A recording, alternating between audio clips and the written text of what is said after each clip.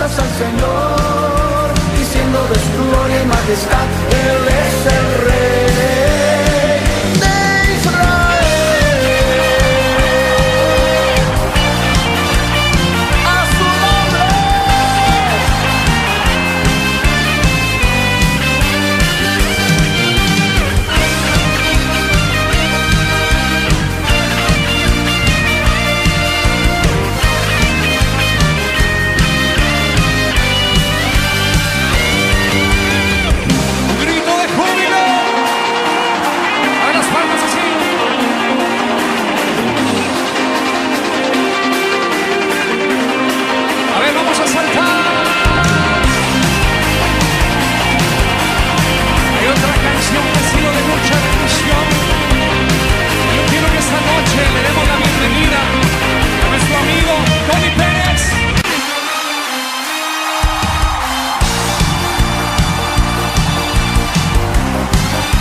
A su nombre.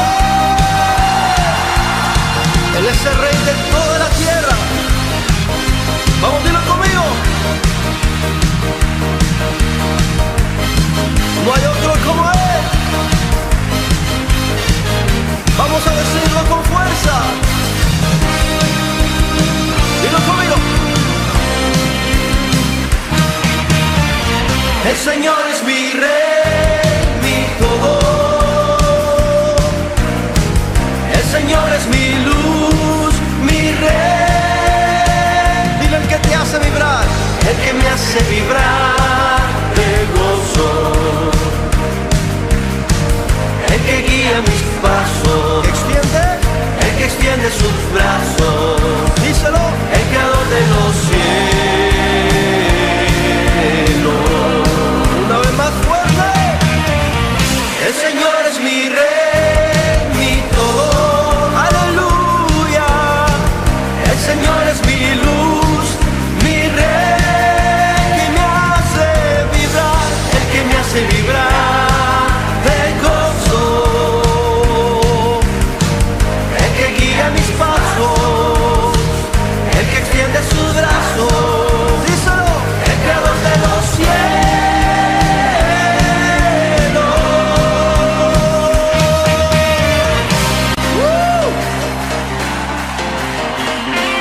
El Señor levantó a un hombre que revolucionó la alabanza. Dele la bienvenida a Juan Carlos Olvera.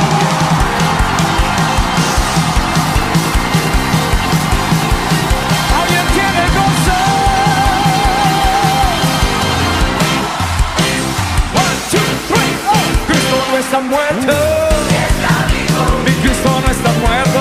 Él está vivo. Ay, pero que mi Cristo no está muerto.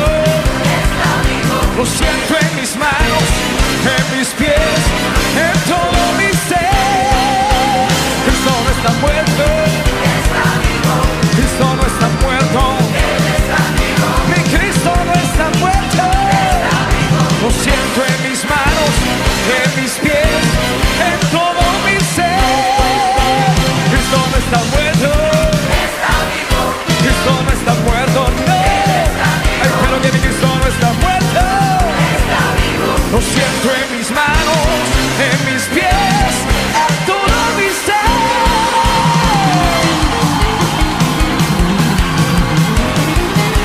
Adórale.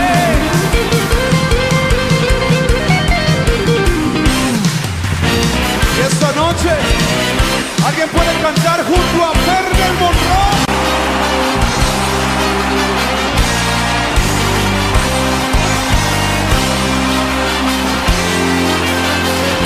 Una explosión de victoria.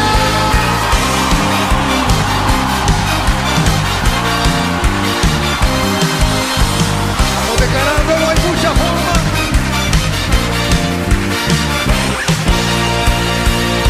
Hay muchas formas de alabar tu nombre y de exaltarte, oh Jehová. Hay muchas formas de magnificarte, pero ahora lo haré así. Remolinando, remolinando, celebraré a Jehová. Remolinando, remolinando, me haré más vil por causa de Jehová. Me haré más vil por causa de Jehová. Me haré más vil por causa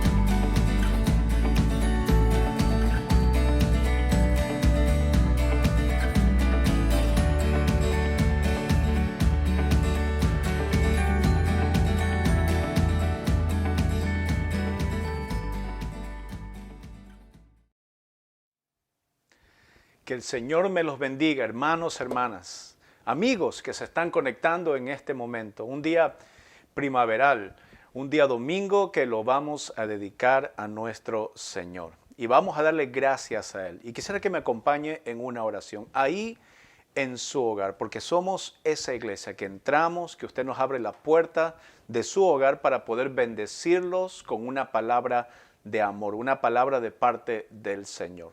Incline sus rostros, cierre sus ojos por un momento y vamos a orar. Señor, en este momento queremos poner este servicio en tus manos. Queremos que tú nos hables, Dios, a nuestros corazones. Queremos que tú te hagas presente en nuestras vidas, que tú nos corrijas, Señor, así también como nos muestres tu perfecta voluntad, Señor. Padre, ayúdanos a entender hoy día lo que tú nos vas a decir y lo que nos vas a hablar a cada uno de nosotros, Señor, y continúanos bendiciendo esta semana. Gracias, Dios, te damos una vez más en el nombre de Cristo Jesús, y toda la roca dice amén. Amén, hermanos, y para mí es un gusto poder saludarle. Y si usted se ha conectado por primera vez, permítame presentarme, soy el pastor Peter de acá de la iglesia La Roca en Ontario, Canadá. Y si usted está en los alrededores puede comunicarse con nosotros. Y estamos llegando a una parte importante de cada año, que es recordar el sacrificio del Señor Jesús en la cruz del Calvario. Y si usted ha leído la historia o ha visto la película o está interesado, por eso está viendo esta predicación, déjeme decirle que ha llegado al lugar correcto. Porque tenemos hoy día una palabra muy, pero muy interesante para usted. Y queremos que nos acompañe. Queremos que entienda que en la Semana Santa tenemos que vivir primero una vida santa. Porque no hay Semana Santa sin una vida santa. Y tenemos que entender eso. Así que acompáñenme para seguir explorando lo que el Señor quiere en nuestras vidas. Y vamos a ir al libro de Marcos, el Evangelio según San Marcos, y vamos a entrar al capítulo 11. Así que si tiene su Biblia con usted, vaya a Marcos capítulo 11 para comenzar este servicio, para comenzar esta prédica, para que usted entienda esta vida santa. Y permítame leerle para entrar en contexto desde el versículo número 1 del libro de San Marcos, capítulo 11. Y dice la palabra de Dios así. Permítame leerle un momento. Y si usted está en su hogar y si usted está acompañado de su familia, por favor léalo en voz alta conmigo. Y dice así, versículo 1, cuando se acercaban a Jerusalén junto a Betfagé y a Betania, frente al monte de los olivos, Jesús envió 2 de sus discípulos y les dijo, id a la aldea que está frente de vosotros, y luego que entréis en ella hallaréis un pollino atado en el cual ningún hombre ha montado. Desatadlo y traedlo. Y si alguien os dijere, ¿por qué hacéis eso? Decid que el Señor lo necesita y que luego lo devolverá. Fueron y hallaron al pollino atado fuera a la puerta en el recodo del camino y lo desataron. Y uno de los que estaban allí les dijeron, ¿qué hacéis desatando el pollino? Ellos entonces le dijeron como Jesús había mandado y los dejaron. Y trajeron el pollino a Jesús y echaron sobre él sus manos y se sentó sobre él. También muchos tendían sus mantos por el camino y otros cortaban ramas de los árboles y las tendían por el camino. Y los que iban delante y los que iban y venían detrás daban voces diciendo, Hosana, bendito el que viene en el nombre del Señor. Bendito el reino de nuestro Padre David que viene. Hosana en las alturas. Y entró Jesús en Jerusalén y en el templo, y habiendo mirado alrededor de todas las casas, como ya anochecía, se fue a Betania con los 12. Versículo 12 dice, al día siguiente, cuando salieron de Betania, tuvo hambre. Y viendo de lejos una higuera que tenía hojas, fue a ver si tal vez hallaba en ella algo. Pero cuando llegó a ella, nada halló sino hojas, pues no era tiempo de higos. Entonces Jesús dijo a la higuera, nunca jamás coma nadie fruto de ti, y lo oyeron sus discípulos. Versículo 15, vinieron pues a Jerusalén y entrando Jesús en el templo, comenzó a echar fuera a los que vendían y compraban en el templo y volcó las mesas de los cambistas y las sillas de los que vendían palomas y no consentía que nadie atrevease el templo llevando utensilio alguno. Y les enseñaba diciendo, ¿no está escrito, mi casa será llamada casa de oración por todas las naciones? Mas vosotros la habéis hecho cueva de ladrones. Y lo oyeron los escribas y los principales sacerdotes y buscaban cómo matarle, porque le tenían miedo, por cuanto todo el pueblo estaba admirado de su doctrina. Pero al llegar la noche, Jesús salió de la ciudad. Este hermano, hermana, es la palabra de nuestro Señor, palabra maravillosa. Y déjeme decirle que en este pasaje que estamos centrando nosotros hay algo muy interesante. En primer lugar es la entrada triunfal. Si usted sabe, Jesucristo en el ministerio de 3 años que tuvo en la tierra, donde se revela en la Biblia lo que hizo, los milagros y cómo se presentó desde el principio, cómo vio el rollo y dijo, bueno, esta profecía se ha cumplido hoy. Y Él ha venido acá para deshacer las obras del diablo, Él ha venido para darnos vida eterna y a través de su ministerio. Pero aquí, cuando la Biblia está relatando una entrada al corazón principal de la religión judía, es decir, al templo que estaba ahí en la ciudad de Jerusalén, es cuando comienza algo interesante.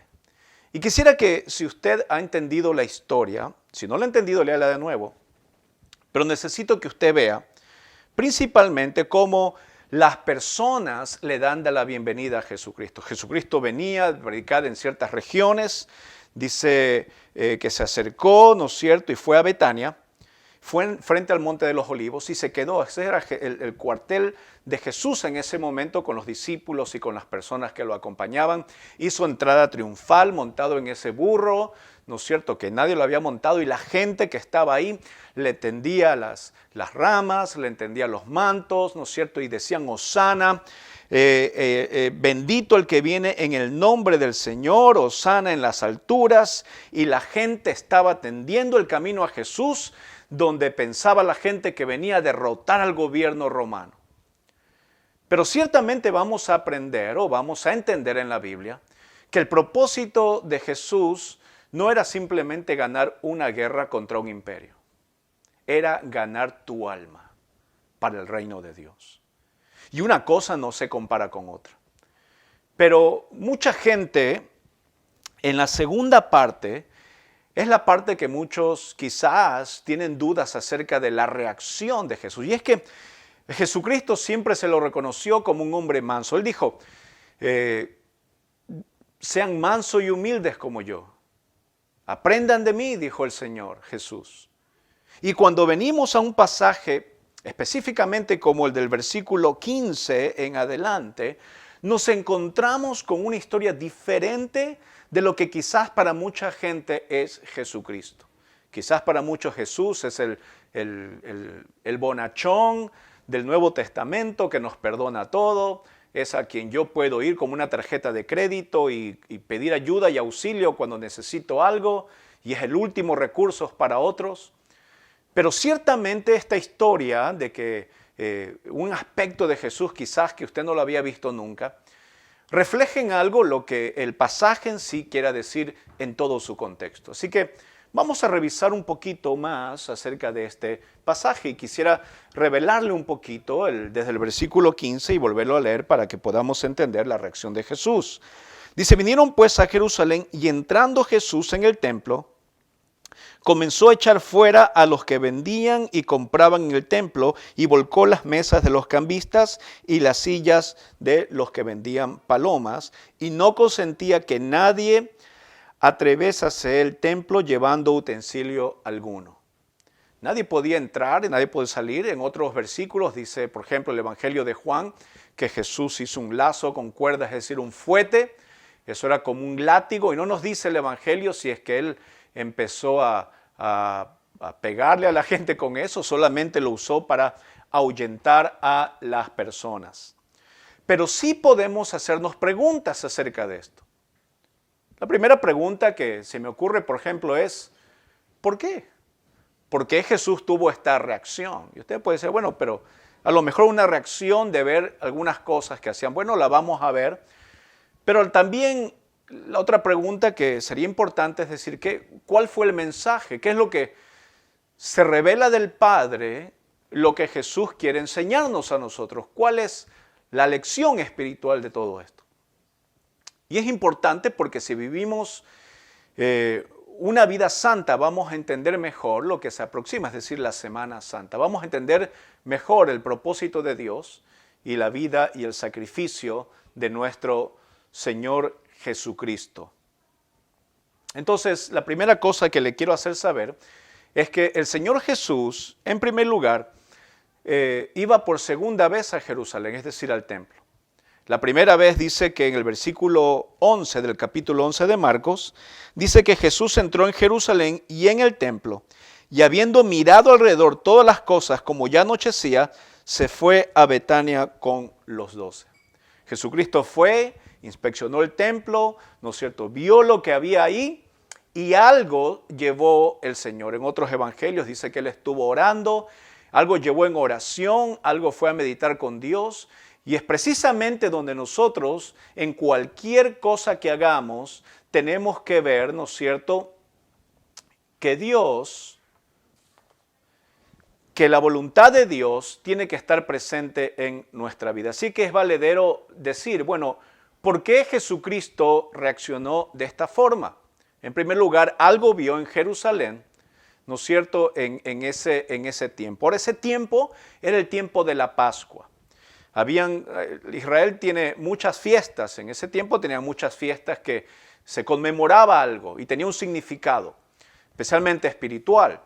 Y en este tiempo estaban celebrando lo que se llamaba la Pascua, es decir, la liberación, recordar la liberación del pueblo de Israel que estaba cautivo en Egipto. Y esa era la Pascua. Ahora, la Pascua no solamente era esa fiesta, sino que tenían otras fiestas. Y la Pascua en el hebreo es el Pesaj, que era esa celebración, era un tiempo donde recordaban que el Señor los había librado. También había otras fiestas, como la fiesta de los panes sin levadura, ¿no es cierto? El Pentecostés venía después de eso, después de 50 días. Y también la fiesta de los tabernáculos, donde también conmemoraban, ¿no es cierto?, el peregrinaje del pueblo de Israel a través del desierto y donde Dios los guió por tanto tiempo. Entonces tenían esas fiestas, tenían la Pascua, tenían la fiesta de los panes sin levadura, el Pentecostés y la fiesta de los tabernáculos, etc. Para que usted tenga una idea que cuando Jesús fue, ¿no es cierto?, a Jerusalén, al templo, no es que estaba vacío, no solamente estaban los sacerdotes, sino que había muchísima gente. Ahora, la gente iba allá de todas partes. Los judíos tenían que regresar a su tierra y pagar tributo.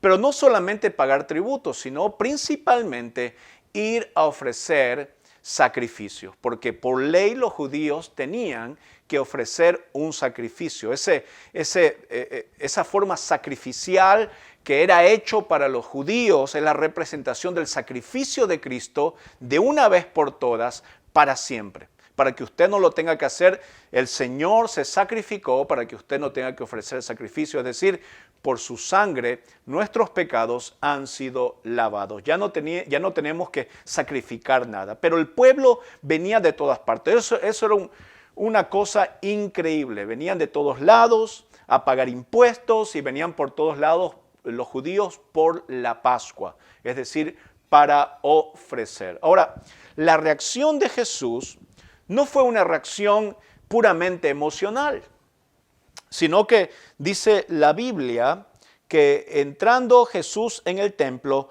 comenzó a echar fuera a los que vendían y compraban en el templo. Es decir, porque en el templo que estaba ahí, la reacción de Jesús no fue emocional, sino que fue una ira con un propósito. Y quisiera que usted me comprenda, después lo vamos a explicar mejor porque tiene que haber un propósito en todo esto. Y es la pregunta que nos hacemos, ¿por qué Jesús hizo eso? Y bueno, entendemos nosotros que Jesús entró al templo, tuvo esa reacción al ver algo. ¿Qué es lo que vio Jesús? Bueno, en ese tiempo venía la gente a pagar los impuestos y las personas que cobraban los impuestos eran usureros, eran personas que cobraban por el cambio de moneda. Acuérdense que venían los judíos de todas partes, venían del Asia Mayor, el Asia Menor, venían de Europa y venían precisamente para ese tiempo, caminaban cientos de kilómetros para llegar a ese lugar y tenían otro tipo de moneda. Y habían gente ahí en el templo, usureros, personas, la palabra usurero significa que cobraban impuestos excesivos a las personas. Entonces era como un comercio, llegaba una persona con un dinero diferente y los cambistas en ese tiempo les cobraban algo exagerado para que pudieran comprar con la moneda en ese momento nacional romana. Y también venía gente por la Pascua, es decir, venían trayendo el sacrificio que pedía la ley judía para expiación de los pecados de las personas. Ahora imagínense, la Biblia les exigía, la Torá les exigía a ellos que trajeran un cordero y tenía que hacer sin mancha, tenía que hacer ciertas especificaciones y cuando una persona traía ese cordero, acuérdense que venían caminando cientos de kilómetros, imagínense trayendo ese cordero por las personas, ¿no es cierto?, para ser sacrificado. Y no solamente que lo traían, pero tenía que ser inspeccionado. Ahí en el templo habían sacerdotes que inspeccionaban. Ahora, había llegado un punto de degrado espiritual tanto que imagínense, trayendo un cordero cientos de kilómetros, lo ponía usted delante del sacerdote y el sacerdote le decía, ¿sabes qué? No pasó la prueba. Así que no sirve nada ese cordero. No podías regresarte y ir a ver otro cordero y traerlo a los pies del sacerdote para expiación. Eso era una sola vez al año. Entonces, ¿qué hacías? Bueno, en ese tiempo había un sistema en el cual los sacerdotes o las personas del templo encargadas, y era una especie de tráfico de eso, donde tenían preparado ya un cordero aprobado por el Sanedrín, ese cordero no tenía mancha, y le cobraban a las personas por eso.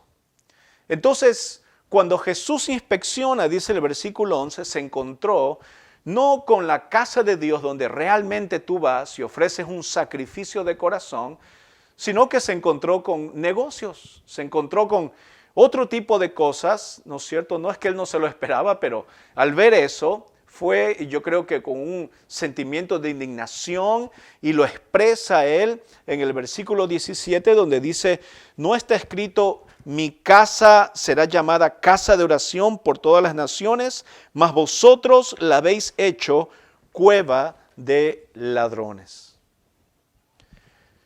El punto que Jesús, primero que nada, quiere expresar, ese es el propósito de la enseñanza, es cómo la decadencia espiritual entra en la religión.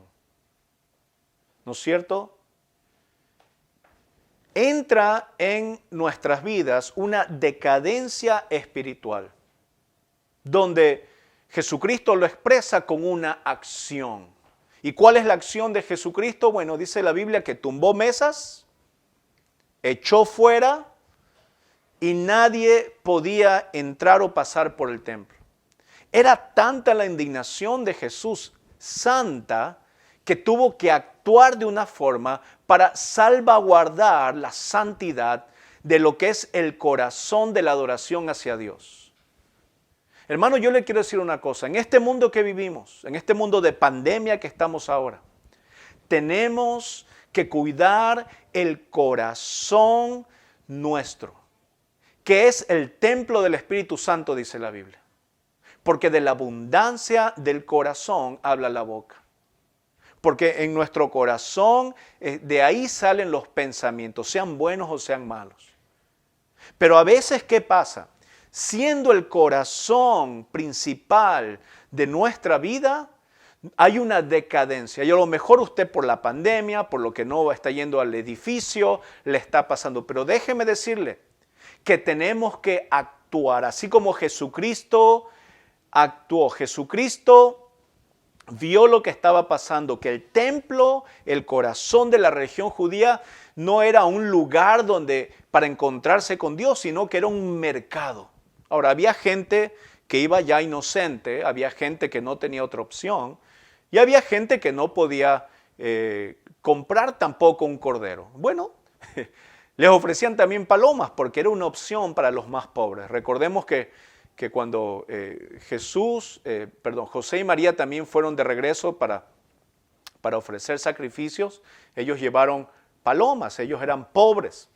Entonces, pero a veces las palomas, que era lo que la gente pobre podía comprar, valían mucho más y se escapaban de sus manos. Hacia ese punto llegaba, ¿no es cierto?, las personas que habían convertido ese lugar de adoración en un lugar que le dice Jesucristo, una cueva de ladrones. Y es que a veces cuando el poder entra en una persona, ¿no es cierto?, se olvida de Dios. Y ahí viene el peligro. Cuando tú eres una persona que gracias al Señor subes a la cima y estás en la cima y te olvidas de Dios, a Dios lo dejas abajo y no lo llevas donde tú estás, hermano, hermana, vas a tambalear en la cima. Te vas a caer.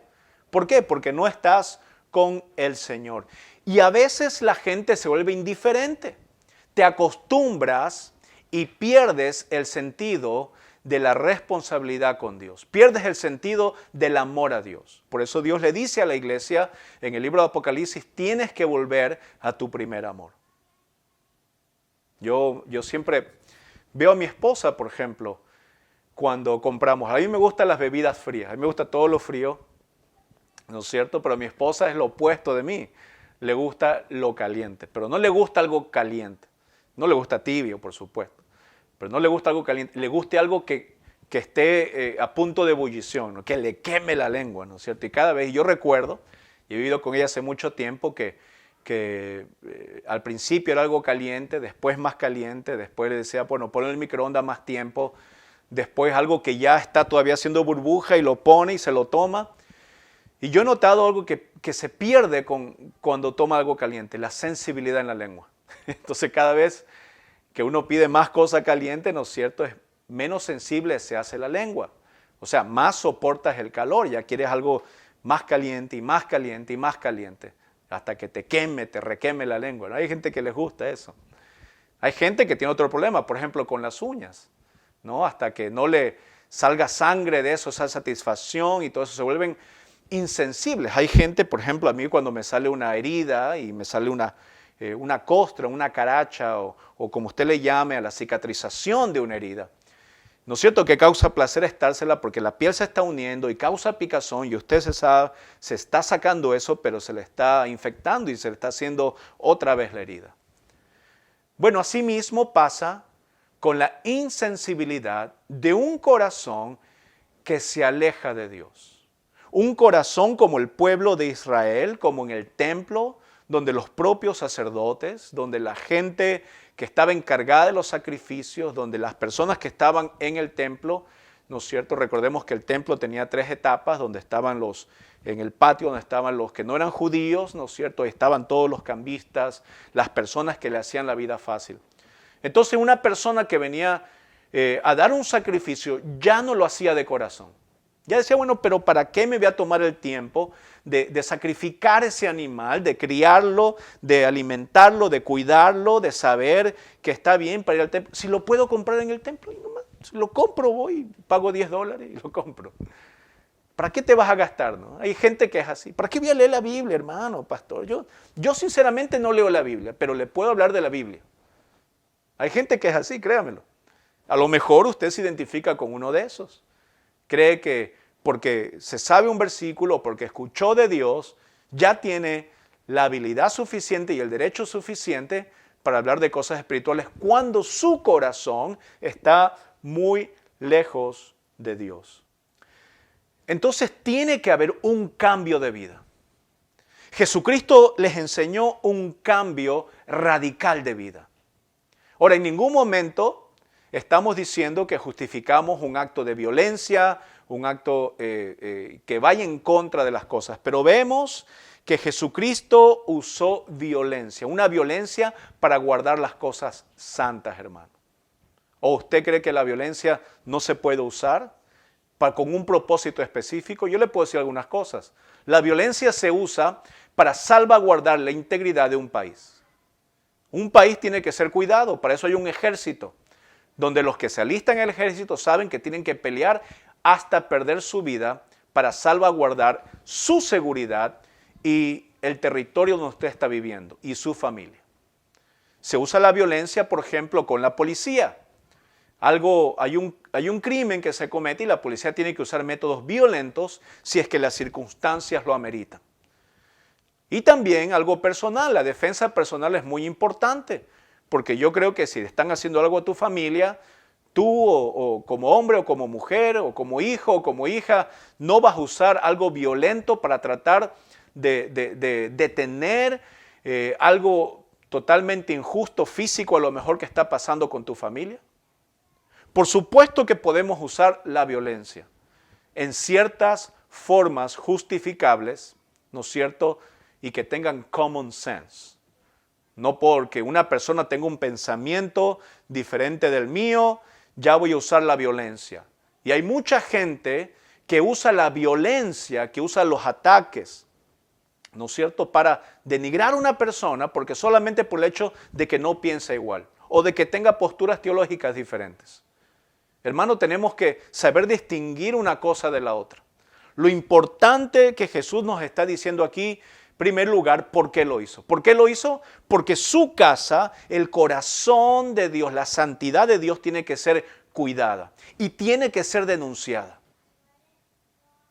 Hay muchas ocasiones donde en nuestra vida tenemos que usar esa reacción, ¿no es cierto?, justificable, no un sentimiento, sino un propósito, un objetivo que tenga que ver por qué es que hacemos las cosas que hacemos.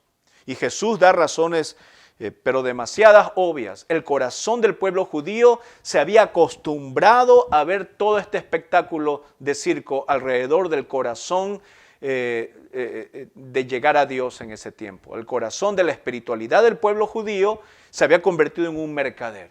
Y nadie había hecho nada.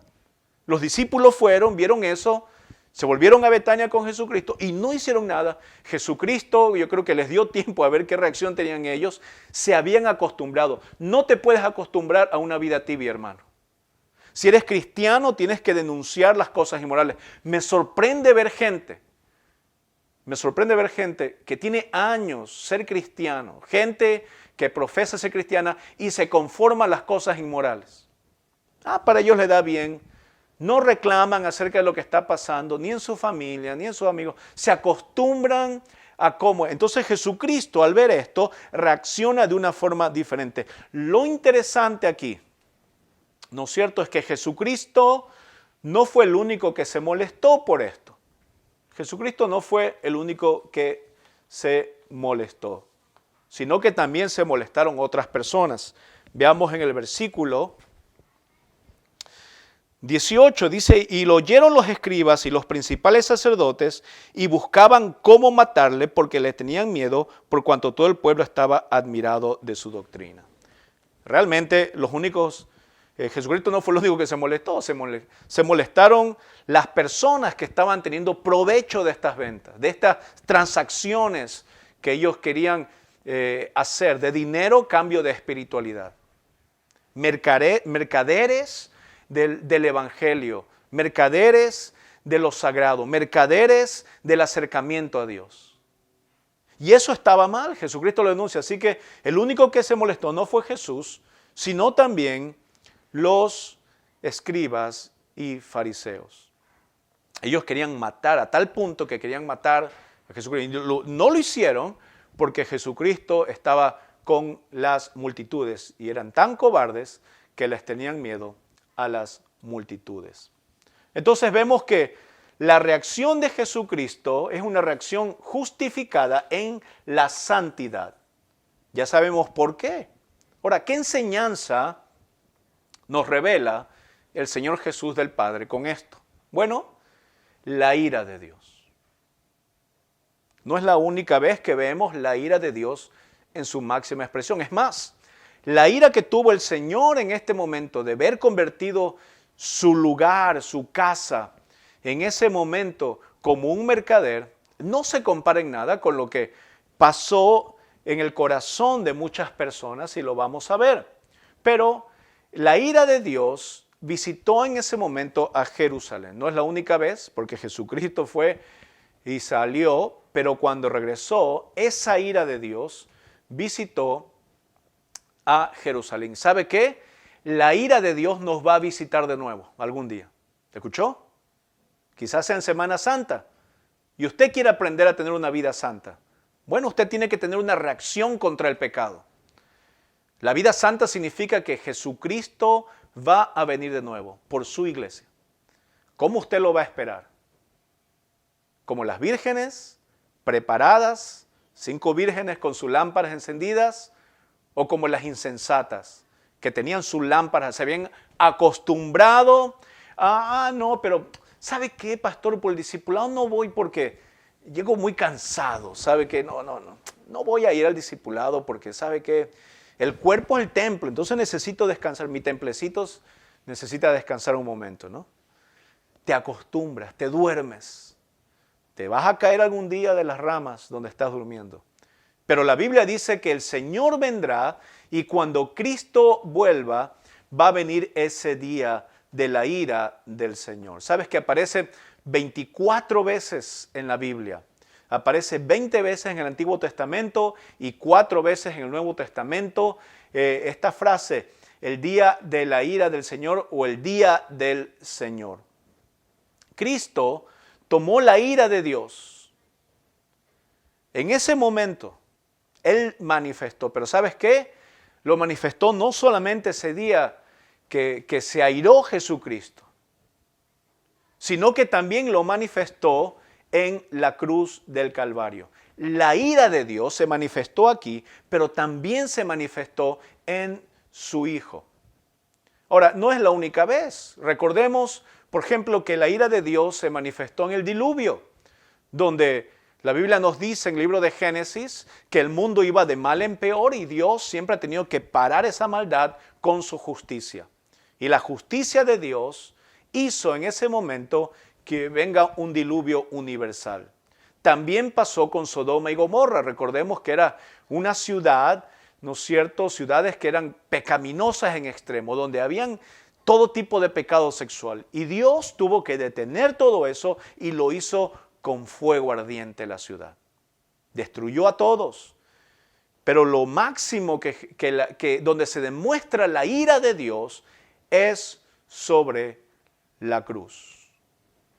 Entonces a veces nosotros pensamos que el amor de Dios es bueno y hay que pensarlo siempre, pero dejamos a un lado, porque nos parece diabólico, nos parece malo, la justicia de Dios. Entonces nos quedamos con el amor de Dios, pero no vemos la justicia de Dios. Isaías 61:8 dice, el Señor dice así, yo amo la justicia. Yo, el Señor, amo la justicia. Entonces a veces tomamos el amor de Dios y la justicia de Dios por separado.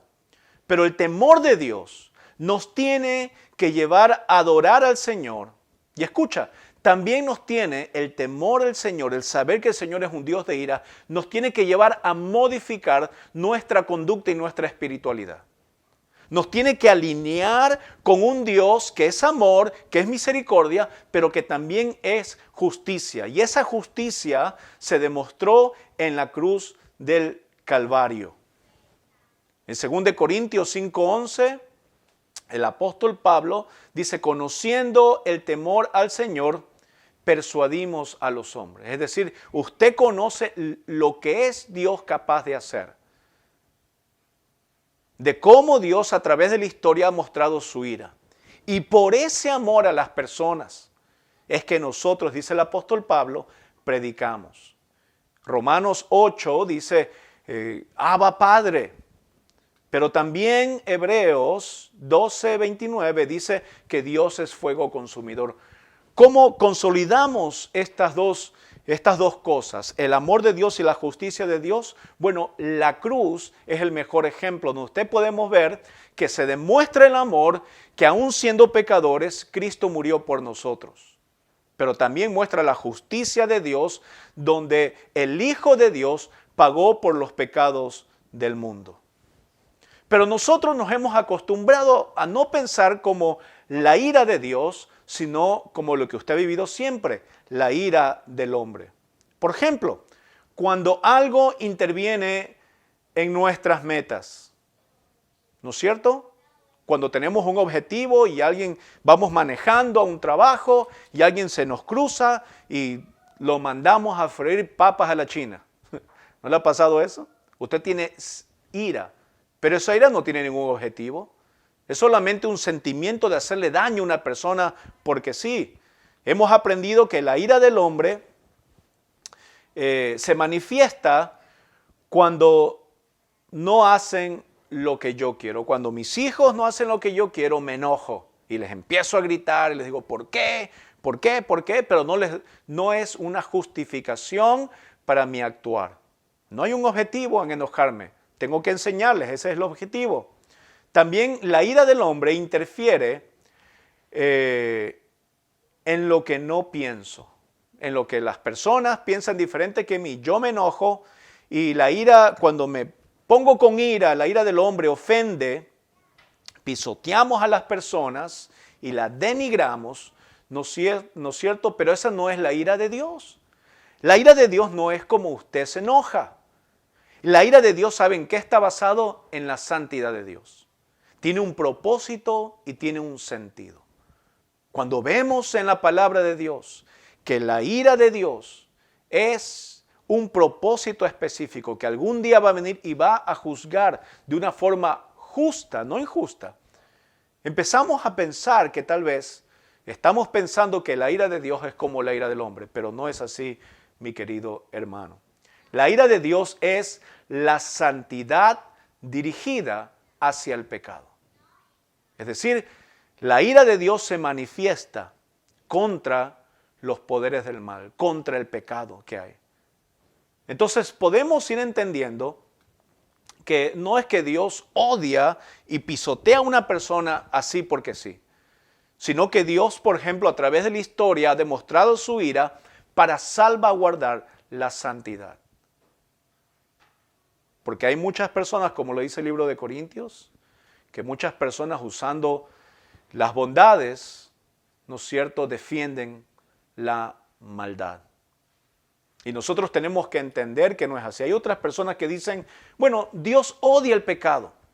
Pero ¿sabe qué, pastor? Ama al pecador. Y suena poético, suena bonito, ¿no? Dios odia el pecado, pero ama al pecador. Y qué bonito que suena. Pero cuando vemos un Dios que es justo y un Dios que es moralmente santo en su totalidad, podemos entender que Dios odia el pecado, pero también odia al que hace el pecado. Porque podemos entender, por ejemplo, en el Salmo 111, Isaías 3:11, donde habla, ¿no es cierto?, que Dios es justo y se indigna ¿contra quién? Contra el impío, contra aquel que hace maldad. Ahora, no está hablando aquel que es cristiano y que cae en una ocasión de pecar, está hablando con una persona que ya de plano está tirada hacia el mal y no quiere saber nada de Dios. Pero aún así Dios tiene misericordia de las personas. Siempre está Dios tocando a la puerta y llamando. Siempre es nuestro trabajo presentar el Evangelio para ver esas vidas que Dios ha salvado. Y la respuesta ante el Evangelio es una vida salvada gracias al Señor. Pero no podemos decir que Dios odia al pecado y ama al pecador, porque esto pasó con Adán y Eva. No echó el pecado fuera del paraíso. Dios echó a Adán y Eva fuera, a la pareja fuera del paraíso. Pasó en Sodoma y Gomorra. No es que quemó los pecados del pueblo, sino que mató a los habitantes, quemó a los habitantes, aquellos inicuos, personas que hacían el mal. El diluvio también, no es que ahogó los pecados y amó a la gente. Dios tenía que eliminar una generación que iba de mal en peor, su pensamiento era de continuo mal. Y finalmente el infierno, ¿no es cierto? No es que Dios va a enviar los pecados de la gente al infierno. Dios, en su ira, las personas, por no aceptar el nombre de Jesús, tienen reservado su puesto en el infierno. Y podemos ver que si Dios odia el pecado, también odia ese corazón. Es un odio santo, un odio que Dios de antemano le ha dado la oportunidad al hombre en su justicia para que se arrepienta. Y quizás tú eres una de las personas que está pensando en este momento y diga, bueno, pero nunca había escuchado hablar de Dios de esta forma. Nunca había visto el propósito de Jesucristo en tener esa reacción tan violenta para salvaguardar la santidad. ¿Sabe que ahora se están cometiendo muchas cosas terribles?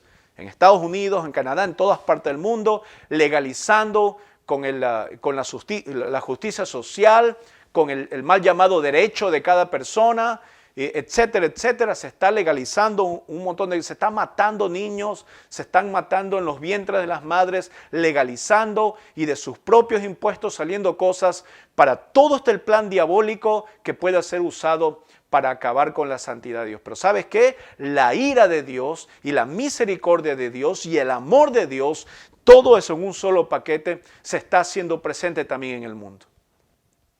Porque Dios dio la victoria en la cruz del Calvario.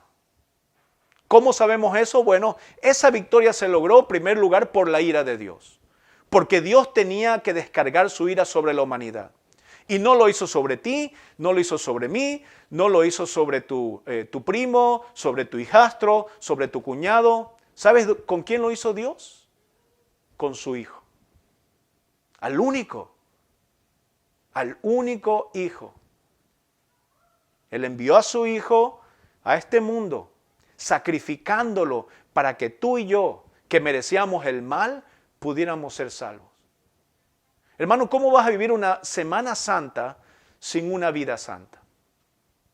Y por último, dice Jesucristo en el versículo 12 del capítulo 11 de Marcos, que cuando salieron de Betania, iban a Jerusalén, dice, tuvo hambre, y viendo de lejos una higuera que tenía hojas, fue a ver si tal vez hallaba en ella algo, pero cuando llegó a ella, nada halló sino hojas, pues no era tiempo de higos. Entonces Jesús dijo a la higuera, nunca jamás coma nadie fruto de ti, y lo oyeron sus discípulos. Yo creo fervientemente que lo que está tratando de explicar en el Evangelio de Marcos aquí el Señor es nada más lo sin fruto que tenía el pueblo de Israel en el corazón de la religión judía. Ya no podía llevar más fruto. Y Jesucristo vio eso y el Señor comparó una higuera y dijo, nunca más des fruto. Y realmente el templo de Jerusalén fue destruido. Nunca más ha dado fruto y desde que Jesucristo profetizó eso, nunca más se ha reconstruido. Gloria a Dios porque el Señor nos muestra su paciencia, pero también nos muestra su justicia. Y no solamente eso, sino que más adelante en el versículo 20, no lo hemos leído, pero usted lo puede leer, dice, y pasando por la mañana, vieron que la higuera se había secado desde las raíces. Mira, cuando la ira del Señor cae sobre algo, lo fulmina. Y eso nos da a nosotros temor y esperanza. Y te explico. Temor porque nos ayuda a ajustar nuestra vida de una forma que nos acordemos de que Dios es fuego consumidor.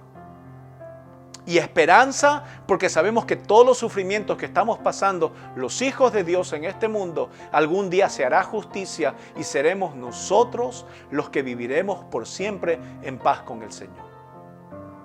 Y Jesucristo dice que esta higuera se había secado desde las raíces y puedes ver la maldad del hombre desde el corazón mismo hacia afuera. La ciudad de Israel el pueblo de Israel no había cambiado de adentro hacia afuera, había cambiado por afuera. Jesucristo les dice a los fariseos que eran sepulcros blanqueados, se veían muy bonito por fuera, pero por dentro estaban podridos, olían a podredumbre. Y es lo que el Señor nos está tratando de decir acá. el Señor envió a su Hijo precisamente para acabar con eso. No envió a alguien, envió a su Hijo para que su ira no llegara a nosotros.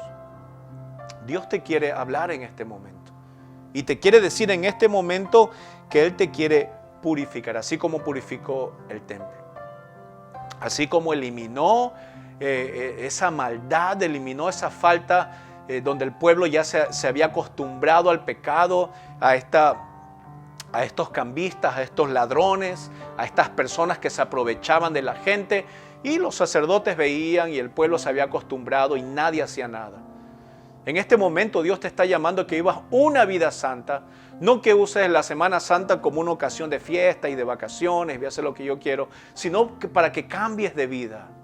Te quiere mostrar que recordemos cada año que el sacrificio ya lo hizo una vez y para siempre, pero que tenemos constantemente dirigir nuestras vidas hacia una pureza celestial, hacia una santidad. Si ayer pecabas menos, hoy tienes que pecar menos. Si ayer estabas mal, hoy tienes que estar mejor. Dios dice que va a cambiar tu lamento en danza, que va a cambiarlo en alegría.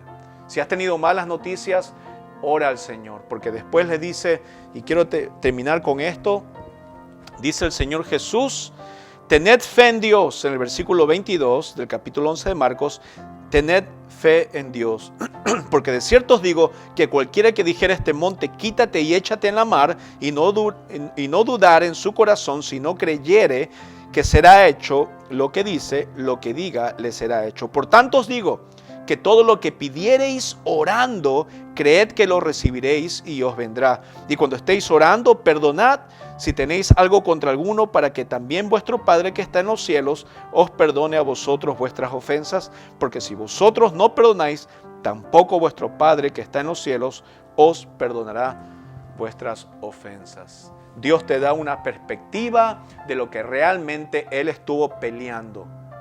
¿Sí? Él estuvo peleando en contra de la cueva de ladrones para que tú puedas orar en oración al Señor, ¿no es cierto? Esa comunión con Dios, y lo que necesites Dios te lo va a dar. Una promesa del Señor en su voluntad, pero también la acción de vida es que tenemos que perdonar, dice el Señor, como también vuestro Padre te perdona. Cierra tus ojos por un momento y vamos a orar. Y quiero que en esta oración pongas en mente que tienes que hacer una limpieza espiritual en tu vida. En esta Semana Santa tienes que hacer una limpieza santa en tu corazón. Oremos. Señor, te damos gracias en este momento. Gracias por este servicio y gracias por tu palabra. Señor, porque a veces necesitamos esa reacción santa ante la vida que estamos viviendo.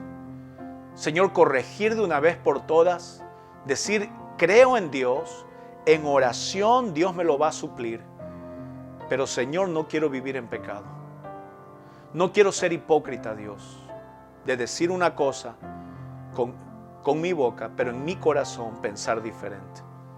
No quiero ser tibio, Dios. Quiero que tú, Señor, me hagas caliente. Señor, que mi corazón arda por el Evangelio, por las cosas divinas. Y Padre, en este momento quisiera orar por aquellas personas que han fallado, Señor, en su vida. Señor, también sabemos que tú eres un Dios de oportunidades. Que no solamente, Señor, tú sacaste a Eva y a Adán del paraíso, Señor, sino que también tenías un plan de redención para ellos. No solamente que, Señor, inundaste el mundo para que la maldad se fuera de la vida de los hombres, pero también salvaste una familia, Señor. Una familia, Señor, que tiene una tendencia justa. Señor, no solamente que tú, Padre, tiraste fuego sobre Sodoma y Gomorra, sino que también, Señor, salvaste de ahí por la petición, Señor, de Moisés, Señor, a una familia. Pero también, Dios, creemos que el sacrificio de la cruz es para todo aquel que quiera venir arrepentido y cambiar su vida. Porque tú nos has salvado, Señor. Padre, te agradecemos porque entendemos, Dios, que tu palabra nos cambia, Señor. Porque sabemos que tú tienes planes para nosotros, Señor. Porque entendemos que tus propósitos, Señor, son mejores. porque sabemos, Dios, que todo lo que pidamos en oración, de acuerdo a tu voluntad, Señor, tú lo vas a suplir, Padre. Y podemos venir a ti en busca de justicia, Padre, y podemos ver en tu ira tu amor. Podemos ver tu justicia, Señor, en tu amor y en tu ira, Señor. Gracias te damos porque, Padre, podemos venir a ti y vivir una vida santa, Dios. Padre, oramos para que toda aquella persona que está, Señor, teniendo dificultades en este momento, tú le ayudes para que puedan tener un giro en sus vidas de 180 grados y puedan dirigirse por el mejor camino. Gracias te damos, Señor, en el nombre de Cristo Jesús. Amén. Amén, hermanos. Muy interesante entender bien el propósito de Jesús en tumbar las mesas y sacar a todas las cosas que están impidiendo, ¿no es cierto?, el corazón del acercamiento al Señor. Y en este momento que nos estás escuchando, te queremos agradecer. Queremos decirte que estamos aquí para ti, que te cubrimos en oración y que nos puedes contactar. Si no puedes verlo en Facebook, bueno, podrás vernos en YouTube, también en nuestro canal. Así que para que no te pierdas ninguna de estas prédicas, donde la vida santa es necesaria para entender la Semana Santa. Yo soy el pastor Peter de la iglesia La Roca, aquí en Ontario, Canadá, y de parte de mi esposa Gabriela y de mi familia, te deseamos una bendecida semana.